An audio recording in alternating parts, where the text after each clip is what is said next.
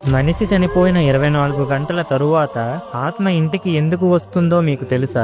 గరుడ పురాణం ప్రకారం ఒక వ్యక్తి మరణించిన తరువాత ఆత్మను యమలోకానికి తీసుకుని వెళ్ళడానికి యమదూతలు వస్తారు. యమలోకంలో తాను చేసిన పాప పుణ్యాలను చూపించి 24 గంటల తరువాత ఆ ఆత్మను మళ్లీ ఇంటి దగ్గర వదిలేస్తారు. ఆ ఆత్మ 11 రోజుల వరకు తన కుటుంబ సభ్యుల మధ్యలోనే తిరుగుతుంది. అంతేకాదు, వారి ముందు గట్టిగా ఏడుస్తుంది. కానీ ఎంత ఏడ్చినా ఎవ్వరికీ వినిపించదు.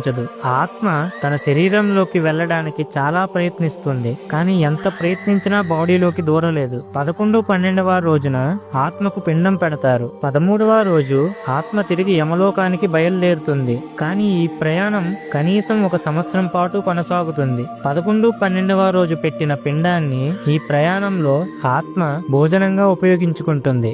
ఎవరికైతే చనిపోయాక పిండం పెట్టకుండా వదిలేస్తారో ఆ ఆత్మని యమదూతలు బలవంతంగా లాక్కొని పోతారు. తరువాత పెట్టిన దినం భోజనాలు అప్పు చేసి పెట్టినవి అయితే ఆ ఆత్మకి ఎప్పటికీ శాంతి లభించదు. ఫ్రెండ్స్, చావు మన శరీరానికి మాత్రమే, మన ఆత్మకి కాదు. మన ఆత్మ శుద్ధి అవ్వాలి అంటే ప్రతి క్షణం పరమేశ్వరుడిని తలుచుకోవాలి. ఓం నమః శివాయ అని కామెంట్ చేయండి.